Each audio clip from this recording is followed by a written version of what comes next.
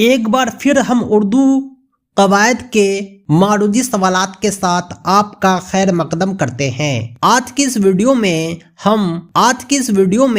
हम उर्दू कवायद के खास मारूजी सवालात को देखेंगे। ये सवालात उर्दू कवायद के अलग अलग उन्वान से शामिल किए गए हैं, जो आपके लिए काफी मुफीद है। हर बार इम्तिहान में जिस उन्वान से सवालात शामिल किए जाते हैं, उस उन्वान को हमने इस वीडियो में शामिल कर रखा है। दोस्तों, अगर आप टेट सीटेट एस्टेट क्वालिफाई हैं और बीपीएससी टीआरई 4 की प्रतीक्षा कर रहे हैं, तो किसी भी विषय के कंप्लीट प्रिपरेशन के लिए आप हमसे जरूर संपर्क करें और प्राप्त करें syllabus based complete PDF printed notes, साथ में previous year solution, live classes, online mock test और प्रैक्टिस सेट। और अपनी सफलता सुनिश्चित करें प्रथम प्रयास में, तो देर किस बात की, अभी संपर्क करें 7631314948 पर। इस नंबर पर आप कॉल भी कर सकते हैं, व्हाट्सएप भी। पहला सवाल है, अमानत की जिद बताएं।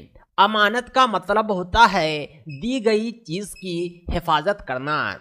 इसका ठीक उल्टा हो जाता है खयानत। अगर आपके हाथ में किसी ने कोई सामान दे दिया, आप उसकी हिफाजत किए बिना ही उसे बर्बाद कर दिए, तो ये खयानत कहलाया। इमानत और खयानत एक दूसरे के उल्टे होते हैं। अगला सवाल है, हुरूफ की सही तरतीब पहचानिए। हुरूफ तहज्जी दी हुई है, 4 ऑप्शन है, 4 में सही तरतीब तलाशना है। हुरूफ तहज्जी में सबसे पहले पे आता है, उसके बाद चे आता है, उसके बाद डाल आता है, उसके बाद रे आता है। बाकी जो 3 ऑप्शन देख रहे हैं, ये सब सही तरतीब में नहीं हैं।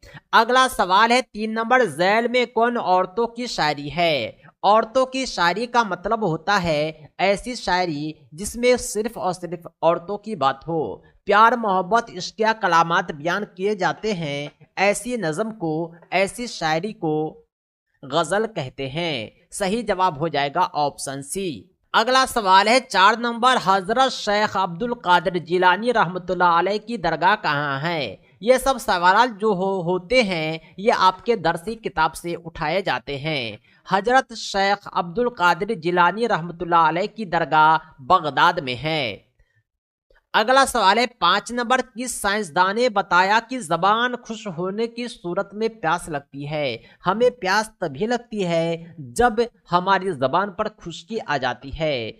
इस सिद्धांत को देने वाले जो वैज्ञानिक थे, साइंसदान थे, वो गैलीलियो थे। सही जवाब है ऑप्शन बी। अगला क्वेश्चन है, 6 नंबर, दर्ज झैल अल्फाज की में तानीस कौन है। तानीस का मतलब होता है मुअन्नस, जो औरतों को बतलाए। इसे हिंदी में स्त्रीलिंग कहते हैं, फीमेल का होना जाहिर करता है।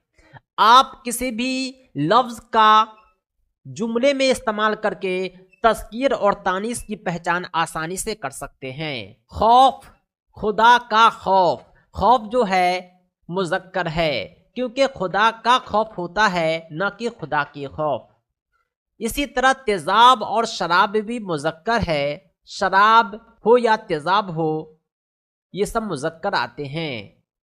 ये चाकू मेरी है, न कि मेरा है, इसलिए चाकू जो है मुअन्नस है। अगला क्वेश्चन है, 7 नंबर, झैल में सही तलफ़ुज़ की पहचान कीजिए। यहाँ पर हकीकत लिखा हुआ है, लेकिन ये 3 ऑप्शन गलत हैं। पहला ऑप्शन जो है वो सही है। हकीकत में दोनों बड़ी काफ का इस्तेमाल होता है। अगला सवाल है, 8 नंबर, गांधी जी ने चंपारण का दौरा कब किया था। गांधी जी ने चंपारण का दौरा 1917 में किया था। सही जवाब हो जाएगा ऑप्शन सी। अगला क्वेश्चन है, 9 नंबर, जिस सिफत से गिनती अदद जाहिर हो उसे क्या कहते हैं। सिफत की कई मिसाल होती है, कई तरह के सिफत होते हैं, लेकिन जो सिफत गिनती को बतलाए, अदद को बतलाए, उसे सिफते अददी कहते हैं। सही जवाब हो जाएगा ऑप्शन बी। क्वेश्चन नंबर 10 है, दर्ज झैल में इसमें नकरा कौन है। इसमें नकरा उसे कहते हैं जो इसमें आम हो, जो किसी खास इस्म को जाहिर न करके आम इस्म को जाहिर करे। जैसे नदी, इसमें कोई एक नदी का नाम नहीं लिया गया है। नदी यानी कोई भी नदी, एक आम नदी, यानी यह हो गया इसमें नकरा।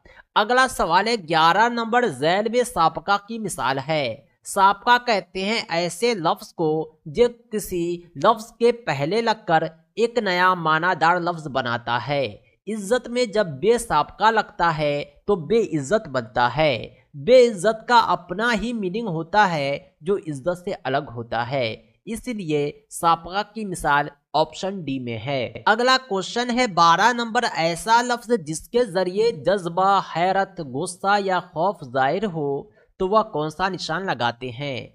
ऐसे मौके पर इस तरह का सिंबल लगाते हैं। ये क्वेश्चन मार्क सवाल पूछने के काम आता है, कॉमा यानी ठहरने के। इसको जो बोलते हैं डबल कोट कौनैन, इसका इस्तेमाल तभी होता है जब किसी कौल को दोहराया जाए। लेकिन गुस्सा, हैरत के वक्त इस तरह का एक्सक्लेमेटरी सिंबल लगाया जाता है जिसे इस्तेजाबिया कहते हैं। अगला सवाल है 13 नंबर, दोस्त के माना नहीं है। दोस्त को रकीब नहीं कह सकते क्योंकि रकीब का माने दुश्मन होता है। बाकी दोस्त को साथी कहा जा सकता है, रफीक कहा जा सकता है, हबीब भी कहा जा सकता है।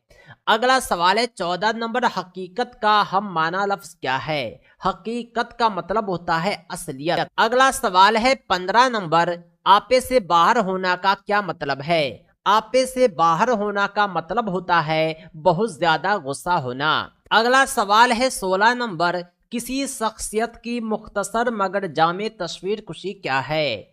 खाका को नसर की ऐसी किस्म कहा जाता है जिसमें किसी शख्सियत की मुख्तसर तस्वीर कुशी की जाती है। किसी भी शख्सियत के बारे में, उसके किरदार के बारे में कुछ लिखना खाका कहलाता है। अगला सवाल है 17 नंबर, खल्क की जमा बतलाएं। खल्क की जमा होता है अखलाक। 18 नंबर सवाल है, पहला मुगल बादशाह कौन था। पहला मुगल बादशाह बाबर था। अगला सवाल है, भारत का कौमी फल क्या है। हमारे भारत का कौमी फल आम है।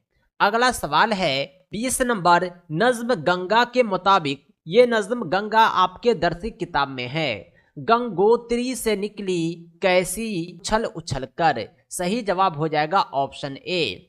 अगला सवाल है, नागार्जुन सागर बांध किस नदी पर है। नागार्जुन सागर बांध जो है कृष्णा नदी पर है। अगला सवाल है 22 नंबर, क्रिसमस का त्यौहार कौन लोग मनाते हैं। क्रिसमस का त्यौहार ईसाई लोग मनाते हैं।